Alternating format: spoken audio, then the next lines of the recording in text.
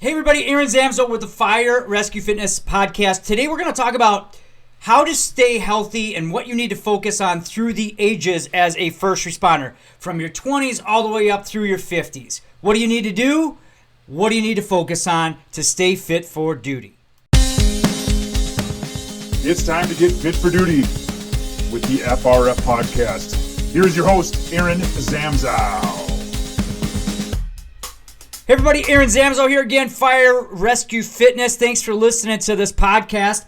We talk a lot about first responder health. We talk a lot about fitness, longevity, how to stay fit for duty. And a question came up via Facebook. It was, I wish I knew who it was from. It was from a guest on the Messenger account who asked about, how do I stay fit through the ages, or what is the advice you would give to first responders through different age groups? So, 20s, 30s, 40s, 50s, what do we need to really focus on? And I thought this was a great topic to talk about. I'm actually doing some research. I'm going to write another blog post on this because it's a very valid question. When we're in our 20s, we're young, we're full of piss and vinegar, as we always say. And, and I look at that age group and there's some things I'd like to tell you.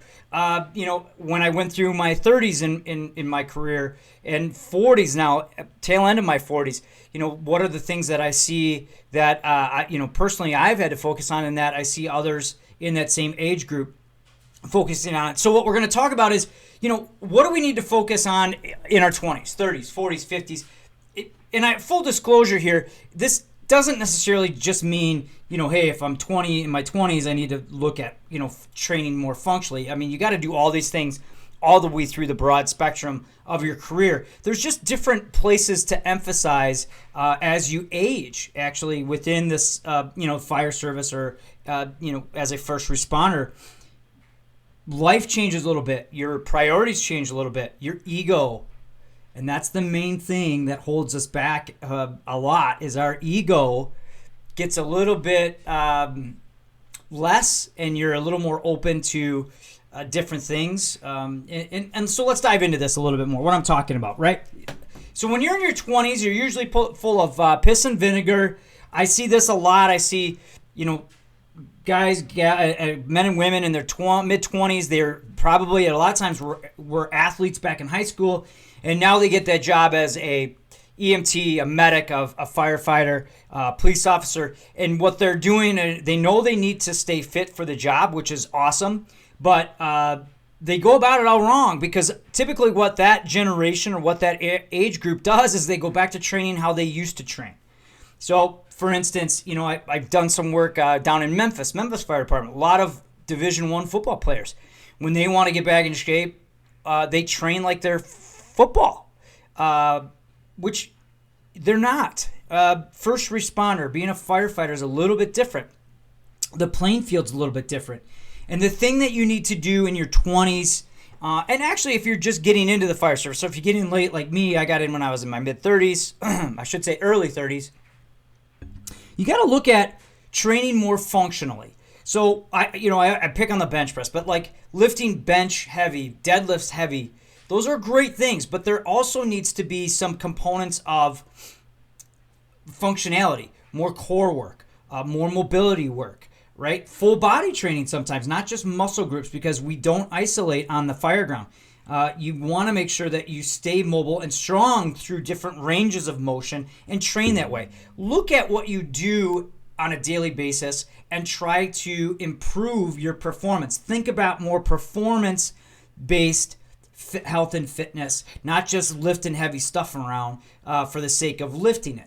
And I say that through the 20s because that's where ego starts to get in the way.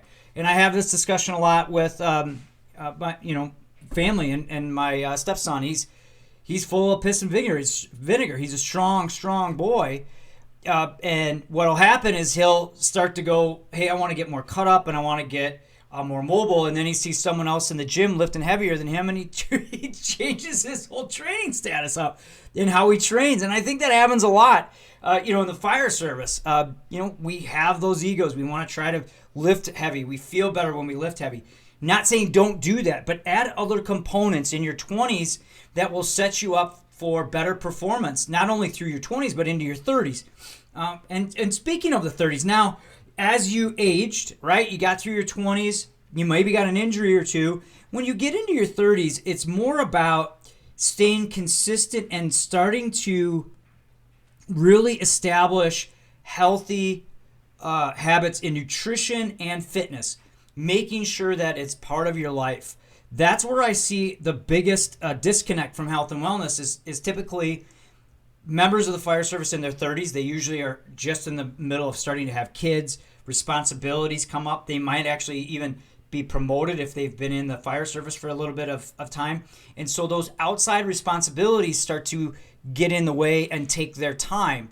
The intentions are usually good, but if the habits aren't there, it's real difficult to build them and stay consistent. So, in your 20s, you want to look at big picture, big picture training to do the job better, performance-based, functional.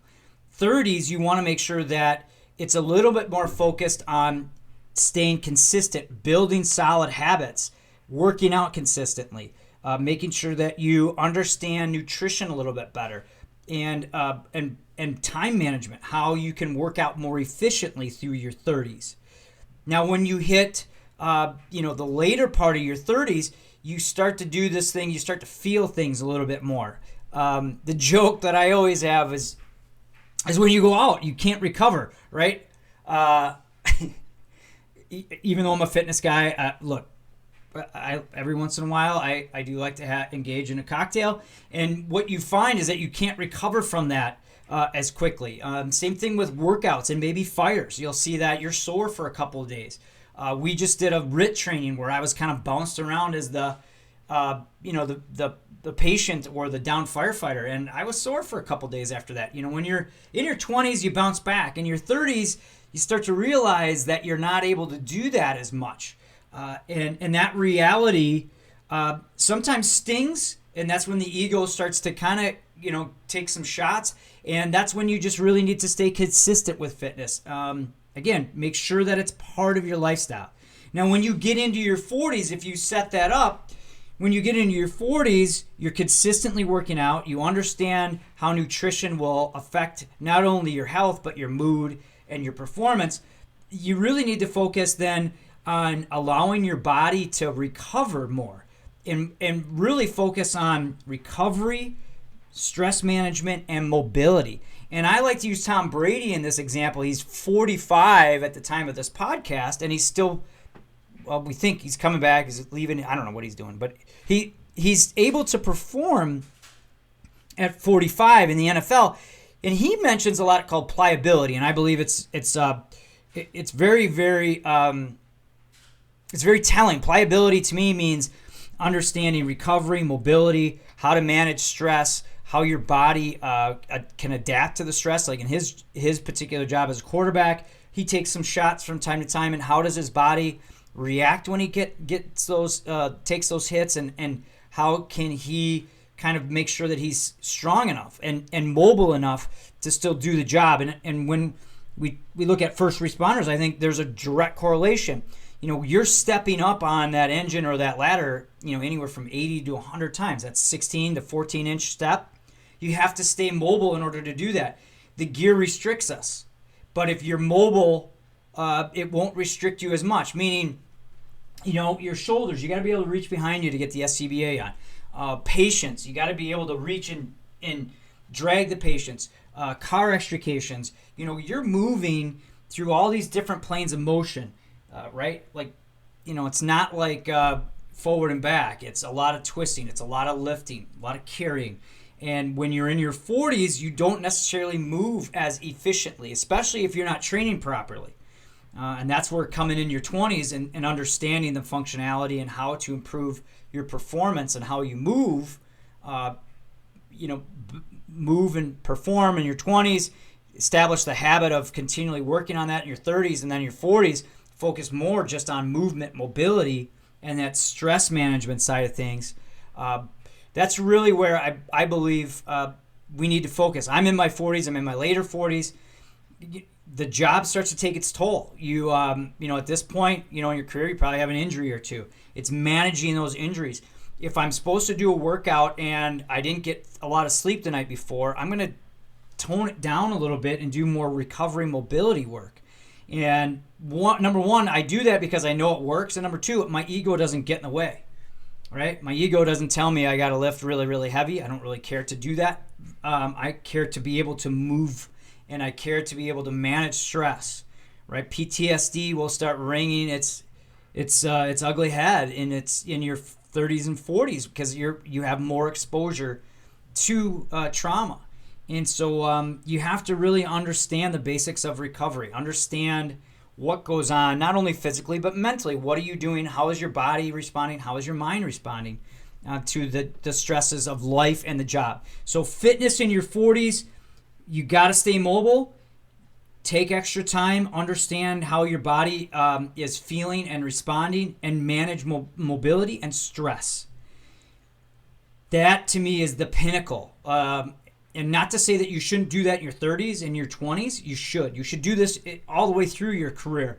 But you really notice that if you don't in your 40s, it's really going to catch up with you quickly.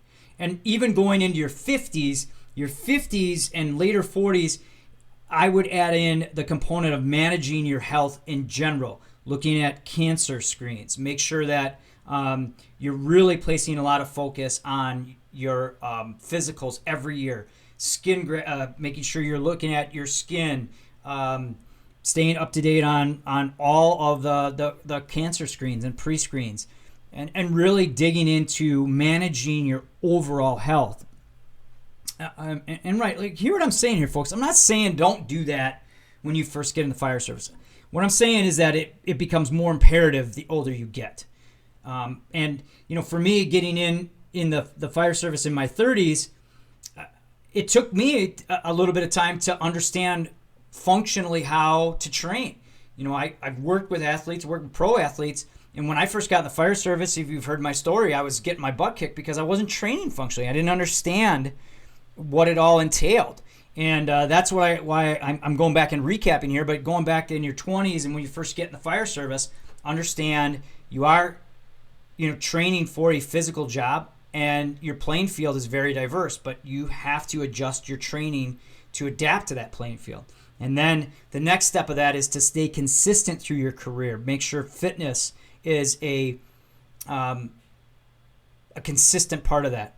Understand how nutrition plays into that as well, and really educating yourself on what foods can do to you, not only from a performance standpoint, but from a weight standpoint, health management standpoint. Really take your 30s to play around with that and educate, and then apply that in your 40s and really place emphasis on mobility, taking time to recover, rest, sleep. One that I didn't mention a couple minutes ago, but sleep and stress management, huge in your late 30s and 40s. For many reasons. I think, one, the trauma of the jobs and the stress of the job starts to hit you a little bit more. You have more outside stressors with family. You might be getting promoted at that point, so you have more responsibility and pressures on you. And that then transfers into your 50s, where now it could be having some lasting ramifications on your health if you don't manage that. Cancer is really, really high. PTSD, mental health issues, depression, all of those things. I think low testosterone for men in the fire service is a huge issue nobody wants to talk about because it's, questioning our manhood. It's not. It's, low testosterone happens because of exposure to all the inflammatory things that we have. We have exposure to chemicals. We have poor eating habits in some cases. High sugar, high stress. So that can lead to a lot of health issues. And those need to be managed and addressed throughout your 40s, especially into your 50s. Now, if you prolong your career into your 60s, and that's happening around because of pension systems, it's happening because of insurance, you really, really need to take note of just overall management of health. And typically, if you make it through your 50s through the fire service or being a first responder, you hopefully have figured that out. The one thing I really want to place an emphasis on is it doesn't matter your age, 20s, 30s, 40s, 50s is manage your weight. And what I mean by that is I'm not saying you can't be 20, 30 pounds overweight, but don't let it get obsessive, right? I personally think that, you should look at your weight from year to year. 2 or 3 or 4 pounds happens. But if all of a sudden you're up to 10 to 15 pounds heavier than when you got into the fire service, you really need to look at and evaluate what changes you can make. And here's the reason why. All of the research that I've ever done looking at firefighter performance, there is one common theme, that those that follow into higher BMI ranges, obesity ranges, that transfers to a decrease in performance, more health issues, and higher instances of cancer, higher instances of mental health actually as well, and heart disease and diabetes. So you want to manage your weight all the way through your career, and don't wait until it gets, no pun intended, too late for that. Manage your health from the moment you get into the fire service all the way through the end of your career and beyond, because ultimately, personally, and we should all feel the same way, we want you to retire early and enjoy that retirement. We don't want you to have a plethora of health issues. We want you to be able to retire as healthy and as happy as you can, and enjoy your career, be as healthy and happy as you can. And here are some things. I hope I gave you some insight as to what you need to focus on. As far as programming, FRF is a website that I run. We offer programs for first responders, firefighters, EMTs, medics, 60-day programs, 40-day programs that show you how you should functionally train. We also include eating guidelines. We do have a membership service where you can get access to all of our 8 different programs for different goals and different ages. So please check that out at firerescuefitness.com. If you have questions like the one that spurred this entire podcast, please reach out via the website, via our social media outlets. You can find them anywhere in the descriptions, firerescuefitness.com. Thanks so much for listening. Let me know if I'm onto something or on something. I love to hear your comments, your questions. Reach out. I'm here to help you and your crew get and stay fit for duty.